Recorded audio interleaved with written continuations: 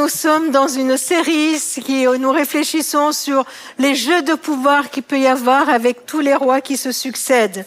Et puis, nous sommes au début du règne de Salomon. La semaine dernière, nous avons vu comment Salomon a demandé à Dieu d'avoir la sagesse. Et puis voilà, on est dans une période de paix. Fini les guerres, fini les conflits. Salomon, il est rempli de sagesse et il règne. 1 Roi chapitre 4, verset 20 nous dit « Les habitants de Juda et d'Israël étaient très nombreux, aussi nombreux que les grains de sable au bord de la mer. » Vous vous souvenez de la promesse que Dieu a faite à Abraham ? « Ayant suffisamment à manger et à boire, ils menaient une vie heureuse. » Il y a beaucoup de politiciens qui aimeraient faire cette conclusion, non, sur leur pays. Ils avaient suffisamment à manger et à boire et ils menaient une vie heureuse. Salomon dominait tous les petits royaumes qui s'étendaient depuis l'Euphrate, le grand fleuve, jusqu'au pays des Philistins et même jusqu'à la frontière de l'Égypte. Période propice au développement. Période de paix où on peut entreprendre. David, jusqu'à maintenant, il était préoccupé par tous les ennemis qu'il attaquait. Et quand on est en pleine difficulté, quand on a beaucoup de problèmes, on n'arrive pas à penser à autre chose qu'à nos problèmes, non ? On n'arrive pas à entreprendre, on n'arrive pas à rêver autre chose. On essaie juste d'éteindre le feu, là où ça brûle. On essaie juste de résoudre les problèmes qui arrivent les uns après les autres. Mais là, ce n'est pas le cas. Là, ça y est, le peuple est dans la paix. Salomon est en paix. Alors, il y a le roi Hiram, roi de Tyr, qui est du voisin, là, qui rend visite à Salomon. Et celui-ci, il en profite pour dire à ce roi, ce qu'il va entreprendre. Et il commence à signer un partenariat même avec lui. Nous lisons dans la suite, 1 Roi 5, à partir du verset 17. C'est Salomon qui parle et qui dit à Hiram, « Tu sais que mon père David n'a pas pu construire un temple en l'honneur du Seigneur son Dieu, parce que ses ennemis ne cessaient de l'attaquer d'un côté ou de l'autre. Mais le Seigneur a fini par lui donner la victoire sur eux. Et maintenant, le Seigneur mon Dieu m'a accordé la paix sur toutes mes frontières, de tous côtés, c'est la paix.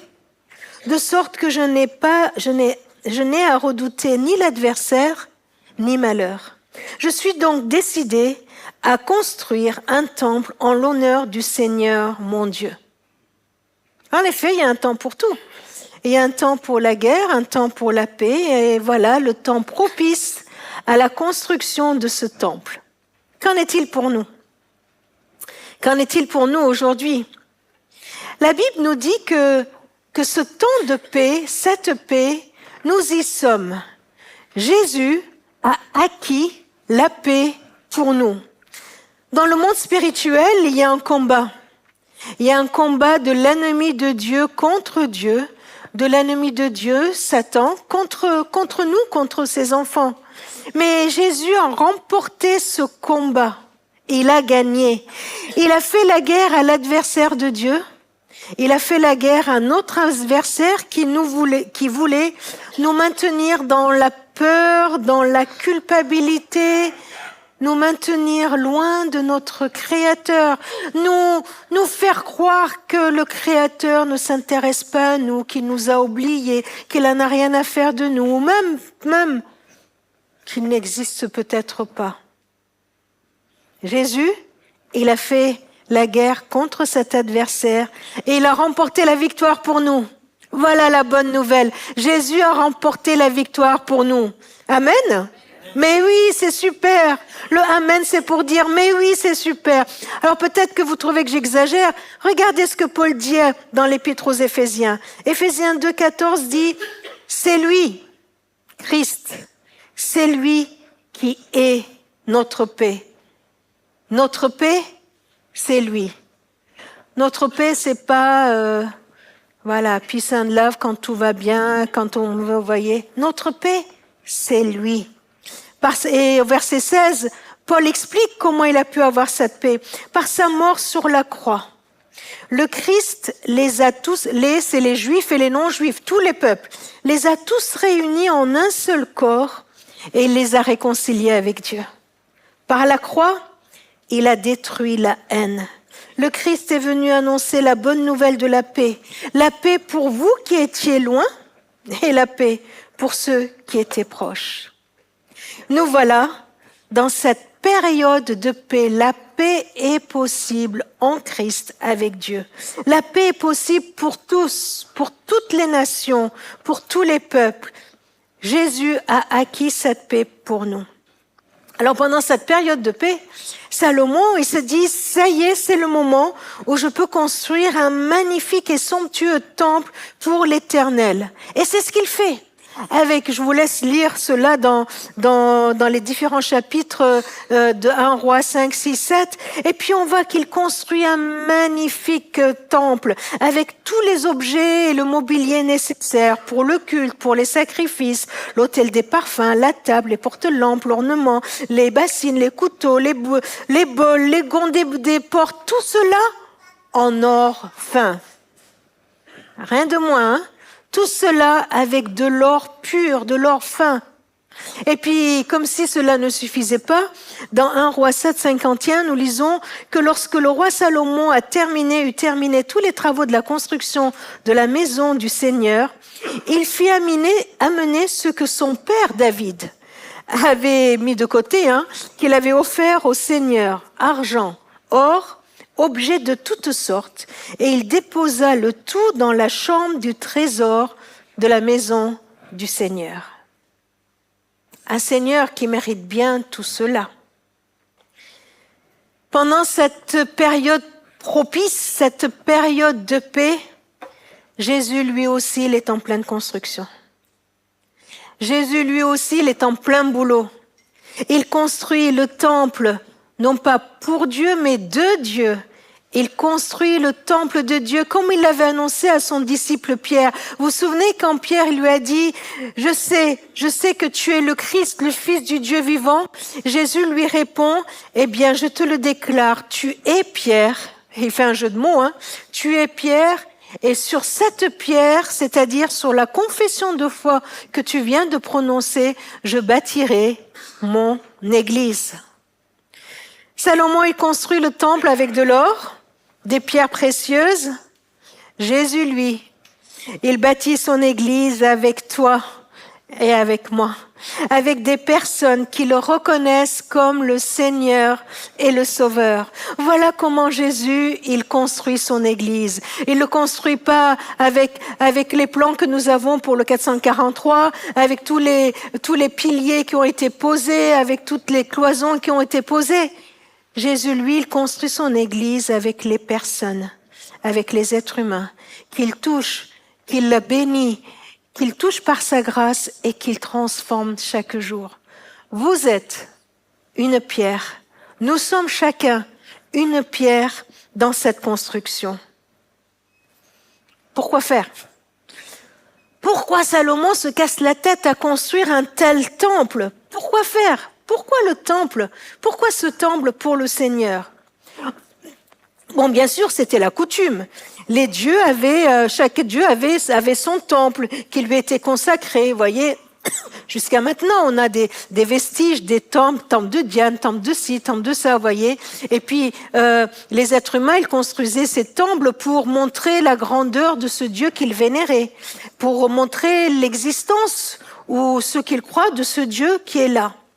Et on voit qu'une fois que le temple a été construit, Salomon, il fait une longue prière magnifique. Je vous invite à la lire dans 1 Roi chapitre 8. Magnifique. D'ailleurs, dans les groupes maison et dans les méditations quotidiennes, on va lire ce chapitre. Il est magnifique. Et dans sa prière, Salomon nous dit pourquoi ce temple est construit.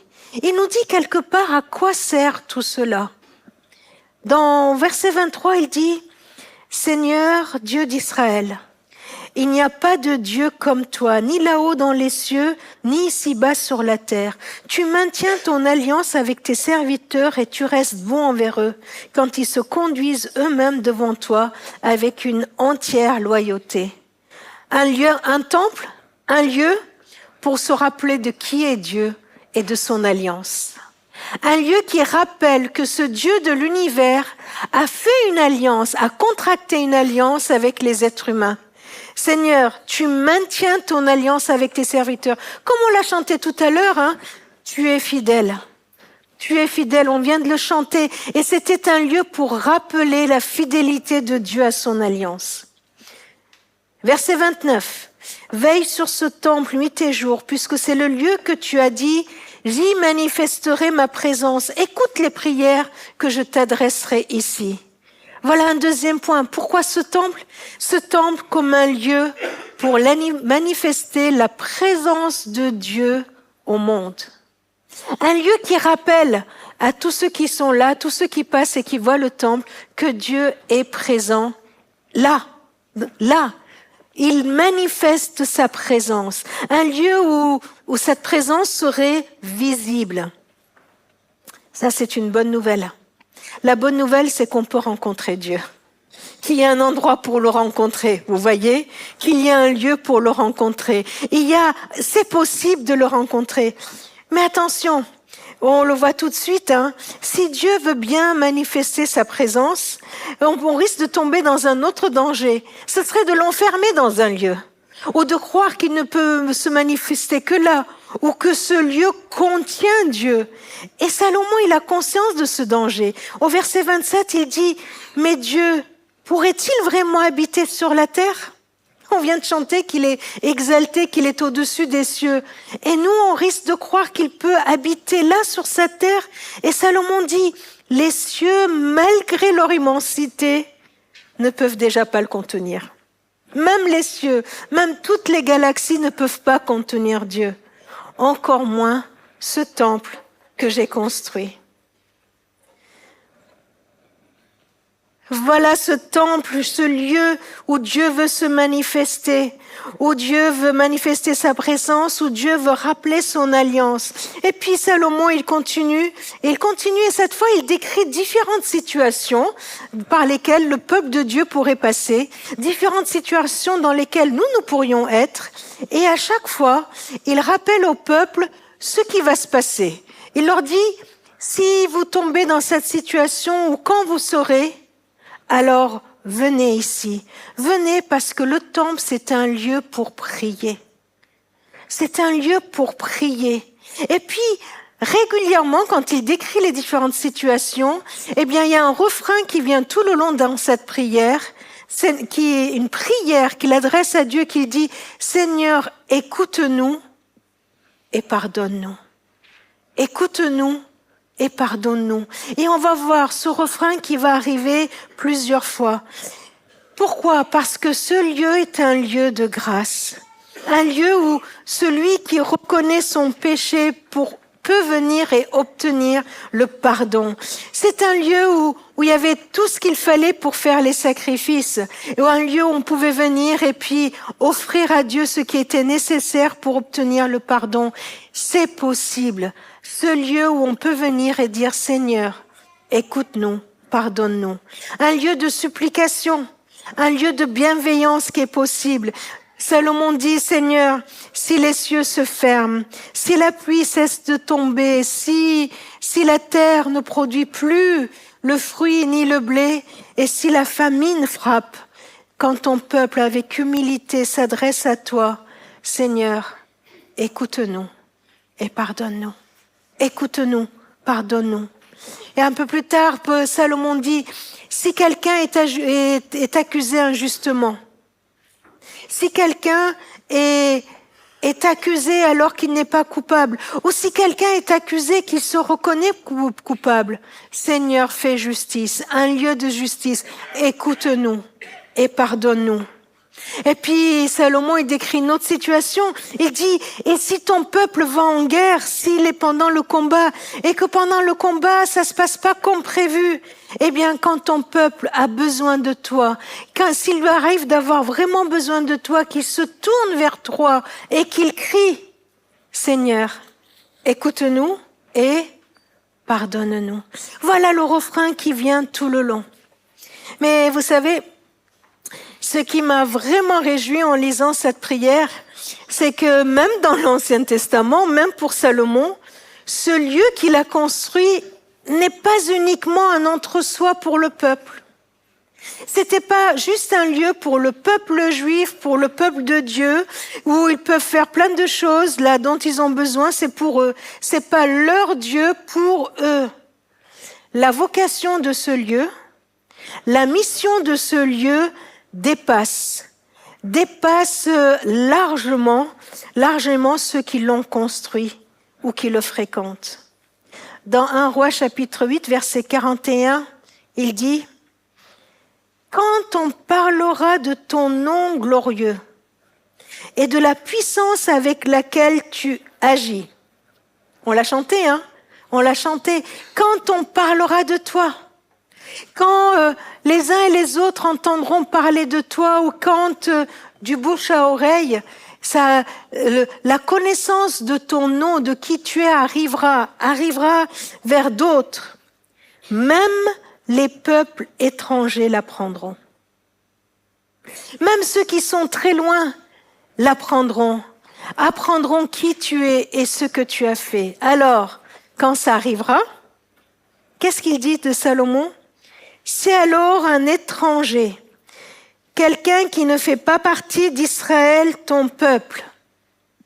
Si un étranger qui n'a peut-être pas ses papiers, qui n'a peut-être pas son droit à domicile, si un étranger qui n'a peut-être pas de quoi vivre, si un étranger que tu n'estimes peut-être pas digne de venir tout près de toi, si un étranger qui n'a peut-être pas les mêmes coutumes que toi, la même langue que toi, si un étranger qui n'a pas les mêmes habitudes que toi, si un étranger que tu pourrais dénigrer ou éloigner, si un étranger, il vient d'un pays éloigné pour te prier dans ce temple. Qu'est-ce que Salomon demande à Dieu? Qu'il le remette en place? Qu'il le renvoie chez lui? Qu'il lui rappelle qu'il n'est qu'un étranger? Si un étranger vient d'un pays lointain pour te prier, toi Seigneur dans les cieux où tu habites, écoute-le. Écoute-le et accorde-lui ce qu'il demande. C'est magnifique cette prière, vous trouvez pas? Seigneur, si quelqu'un d'étranger vient et qu'il t'écoute, accorde-lui ce qu'il demande. De cette manière, tous les peuples de la terre te connaîtront, ils apprendront à reconnaître ton autorité. Comme Israël, ton peuple, la reconnaît, et ils sauront que c'est en ton honneur que j'ai construit ce temple. Salomon, même dans l'Ancien Testament, il avait conscience que la grâce n'était pas que pour lui. La grâce, mes amis, n'est pas que pour nous. L'amour de Dieu n'est pas que pour nous. Le pardon de Dieu n'est pas que pour nous. Connaître Dieu, ce n'est pas que pour nous, mais c'est pour tous les autres. Nous ne sommes que témoins, que les prototypes, que le prototype pour dire au monde que c'est possible. Et même dans la prière de Salomon, même le temple de Jérusalem, sa fonction, sa mission était celle-ci. Que l'étranger qui de loin puisse venir à ce temple et qui puisse être exaucé, qu'il puisse rencontrer le Dieu qui a fait alliance avec les êtres humains, le Dieu qui est venu, un lieu où tous les peuples de la terre connaîtront Dieu, un lieu qui est ouvert vers l'extérieur, non pas un lieu fermé, un entre-soi, mais un lieu ouvert. Au dernier synode, nous avions un slogan avec les églises libres, laissons Jésus sortir de nos églises. Ne l'enfermons pas dans un entre-soi. Ne le gardons pas pour nous. Jésus, il est venu pour le monde. Que nous ayons des portes ouvertes, des fenêtres ouvertes pour manifester la présence de Christ au monde. Un lieu pour les autres. Et vous savez, Ésaïe 56, Ésaïe prophétise et il dit, c'est Dieu qui parle et qui dit, ma maison sera appelée une maison de prière pour tous les peuples. Voilà la vocation du temple de Jérusalem que Salomon a construit. Une parole que Jésus rappellera dans les évangiles. Voilà la vocation du temple construit par Salomon, mais c'est aussi la vocation de l'Église. Ce temple que Jésus construit avec les pierres que nous sommes. Nous le savons. Mais il faut encore le répéter, surtout dans cette période où nous sommes en train de construire un nouvel bâtiment. L'Église n'est pas un bâtiment. nous le savons. L'Église n'est pas un lieu comme celui-ci ou comme au 443. Ça, c'est juste un lieu de rassemblement. C'est pas l'Église. Ne nous trompons pas. L'Église, aujourd'hui, est une construction faite d'êtres humains, des disciples de Jésus-Christ. Alors, qu'est-ce qu'on fait le dimanche ou dans la semaine? Eh bien, nous sommes l'Église rassemblée. Mais lundi, elle est où l'Église? Elle est où l'Église lundi? Vous avez une idée? Elle est où? Elle est à Saint-Péret. Elle est à Bourg-les-Valence. Elle est où à Bourg-les-Valence? Vous êtes où les Bourquins? Il y en a? Ah voilà, il y en a une. Et il y en a deux. Est-ce que l'église, elle est à Montélier? Qui c'est qui habite Montélier? Personne? Est-ce que l'église, elle est à Romans? Est-ce que l'église, elle est à Saint-Donat? Elle est où l'église? L'église, elle est là où il se trouve. Parce que tu es l'église. Alors le dimanche, on est rassemblés ensemble, on loue le Seigneur ensemble, on est réunis autour de lui. Et lundi, enfin, voilà, c'est qu'une image bien sûr, hein, nous sommes dispersés dans le monde. Mais là où tu te trouves, se trouve l'église de Jésus-Christ. Et là où tu te trouves, tu as la même mission que la mission de l'église, puisque tu es l'église. Vous voyez ? Ce que Salomon, il a construit un lieu bien précis à Jérusalem, mais Jésus, l'église qu'il construit, le temple qu'il construit, elle est de par le monde. J'avais un professeur de théologie à la fac qui s'appelait Timothée Dearborn, qui était prof de mythologie. Il nous a dit qu'il était en Asie, ce que je vous raconte il y a 30 ans, hein, même un peu plus, qu'il est allé visiter pour connaître toutes les croyances et les religions. Et puis il y avait quelqu'un qui le dirigeait et puis qui lui montrait chaque temple avec les différents dieux qu'il y avait. Voilà, il lui expliquait ça c'est un tel dieu, ça c'est un tel dieu, et ça c'est un tel dieu. Donc voilà, et lui présenter toutes ces divinités. Et il dit donc à notre ami, il lui dit, et toi, montre-moi où est ton Dieu. Fais-moi visiter les différents lieux de ton Dieu où il se trouve pour que j'apprenne à connaître ton Dieu. Alors il lui a dit, mais pour que je puisse te faire connaître, te visiter tous les lieux, il faudrait que je te prenne et qu'on aille rencontrer chaque chrétien. Chaque chrétien. Il faudrait que je te fasse montrer, voilà, il est là, il est là, il est là, il est là. Là où tu te trouves est l'église de Jésus-Christ. Alors, quelle est notre mission? Quelle est la mission de l'Église? Qu'on soit rassemblés ou qu'on soit dispersés dans le monde entier, qu'on soit dispersés dans nos lieux de travail, dans nos lieux d'habitation. La mission de l'Église, c'est de louer le Seigneur, de proclamer sa grandeur, de montrer au monde combien notre Dieu est grand, combien il est exalté, combien il est au-dessus des cieux, de montrer le signe de son alliance avec nous, comme pour Salomon, de montrer qu'il a fait alliance avec nous, qu'il nous a choisis pour être ses enfants. Et c'est pour ça que tous ensemble, on se le rappelle en prenant la scène, qui est le symbole de cette alliance qu'il est venu faire. Un lieu, l'Église, elle est là comme mission pour rappeler que le sacrifice, il y en a un qui l'a fait une fois pour toutes. Qu'on n'est plus obligé de venir avec un taureau ou avec une brebis ou avec je ne sais quoi ou avec une colombe ou un pigeon pour quémander, j'allais dire. Oui, le pardon de Dieu. Mais un sacrifice a été fait une fois pour toutes. C'est le Christ lui-même. C'est le Fils de Dieu qui s'est donné un sacrifice une fois pour toutes et que le pardon est acquis comme la paix est acquise. Un lieu de témoignage des vies transformées. Comment les gens vont croire que Dieu peut transformer les vies quand ils verront ta vie qui est transformée?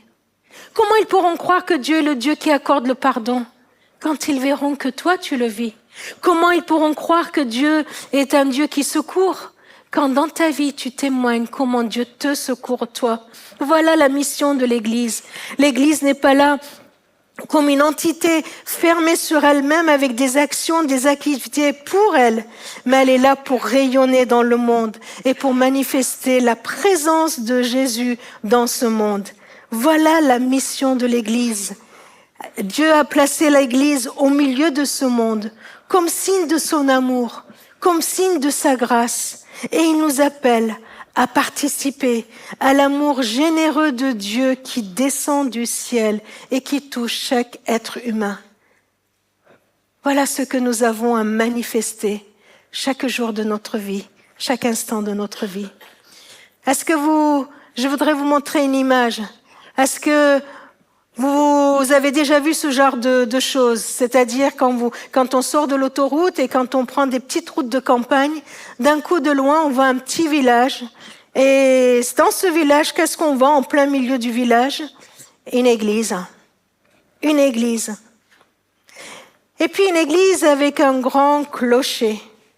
L'église, à l'époque, on les construisait d'une façon visible, parce que c'était un repère pour les passants dans ce paysage, pour situer où se trouve un village, pour mieux se déplacer.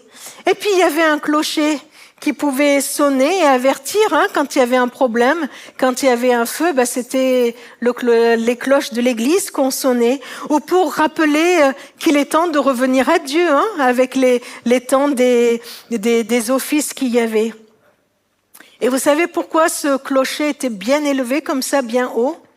Et j'ai appris qu'il fallait que le clocher soit le plus haut que tous ceux qui avaient autour, vous voyez, plus haut que toute construction, plus haut que tous ceux qui entouraient. Et j'ai appris ça à Barcelone, la Sagrada Familia, son clocher devait dépasser le mont qui était à côté de quelques mètres. Pourquoi? Pourquoi le clocher était bien haut, qu'on ne se satisfaisait pas d'un tout petit clocher? Parce que les gens qui regardent le clocher, il fallait qu'ils lèvent les yeux, et quand on lève les yeux, on voit quoi d'un coup? On voit le ciel. Et on a conscience qu'il y a l'existence d'un Dieu souverain qui est au-dessus de tout. C'est pour que nos yeux soient alignés et soient pointés vers le ciel, pour voir Dieu. Alors ces clochers étaient comme des doigts qui montrent où est Dieu, que Dieu existe. J'aime beaucoup cette image. J'aime beaucoup cette image parce qu'elle nous parle de quelle est notre mission. Nous sommes là sur terre pour que les gens, en nous regardant, pour que les gens, en nous entendant, qu'en nous voyant vivre, ils puissent tourner les yeux vers le ciel et voir Dieu, contempler Dieu, admirer Dieu, être touché par Dieu. C'est ta mission, c'est ma mission, là où je me trouve. Quand Salomon a fini sa prière, voilà ce qui se passe dans 2 Chroniques 7. Lorsque Salomon eut fini cette prière, un feu descendit des cieux et brûla les sacrifices complets et les sacrifices de paix. Et la gloire du Seigneur remplit le temple. Les prêtres ne purent pas pénétrer dans la maison du Seigneur, car cette présence glorieuse la remplissait. Tous les Israélites présents virent le feu descendre des cieux et la gloire du Seigneur rayonner dans le temple. Aussitôt, ils se jetèrent à genoux sur le dallage, face contre terre, pour adorer et louer le Seigneur à cause de sa bonté et de son amour sans fin. C'est comme si Dieu venait et il posait son sceau d'approbation. Il venait attester, signifier son accord avec la prière de Salomon. Il venait sceller par sa gloire qui remplit ce lieu. Que fait le Père pour attester la construction de son Fils, de l'Église? Il envoie son Esprit. Dans 1 Corinthiens 3, il nous est dit, vous êtes le temple du Saint-Esprit. Il envoie son Esprit pour attester de sa glorieuse présence en toi, en moi. C'est son Esprit qui vient l'attester. Vous savez, sans son Esprit, nous ne sommes qu'un groupe de personnes avec une croyance. Vous ne trouvez pas? Sans l'Esprit de Dieu, nous sommes des gens qui croient, qui ont une croyance, une religion, et puis on a des valeurs, on a une façon de vivre, on est un groupe de personnes avec une croyance. Mais ce n'est que grâce à son Esprit qui habite en nous que nous sommes ensemble le sanctuaire du Dieu vivant. Nous sommes ensemble le sanctuaire du Dieu vivant. Au cas où vous pensiez que j'exagère, dans Éphésiens 2:20, il nous est dit « Vous êtes intégrés dans la construction dont les fondations sont les apôtres et les prophètes. et dont la pierre d'angle est Jésus-Christ lui-même. C'est lui, c'est le Christ qui assure la solidité de toute la construction et qui l'a fait s'élever comme ce clocher qui s'élève, s'élever pour former un temple saint pour le Seigneur. Dans notre union avec lui, dans notre communion avec Dieu, en laissant Christ habiter en nous, vous faites partie, vous aussi, de la construction pour devenir, avec les autres, la demeure que Dieu habite par son esprit. C'est le même mot que sanctuaire, hein? Pour que nous devenions ensemble le sanctuaire de Dieu dans lequel son esprit habite. Mes amis, voilà notre mission tous ensemble. Voilà notre mission individuellement et tous ensemble. Nous sommes ce sanctuaire que Dieu veut habiter. Alors, je vous invite à prendre un temps de prière, un temps d'introspection pour accueillir le Seigneur, pour le remercier pour cet édifice de pierre vivante qu'il veut construire. C'est l'Église qu'il construit aujourd'hui et maintenant. Laissons-le non seulement nous intégrer dans cette construction, mais nous habiter pleinement. Parce qu'il veut faire connaître sa gloire au monde entier. Il veut que tous ceux qui nous entourent voient sa présence et sa gloire.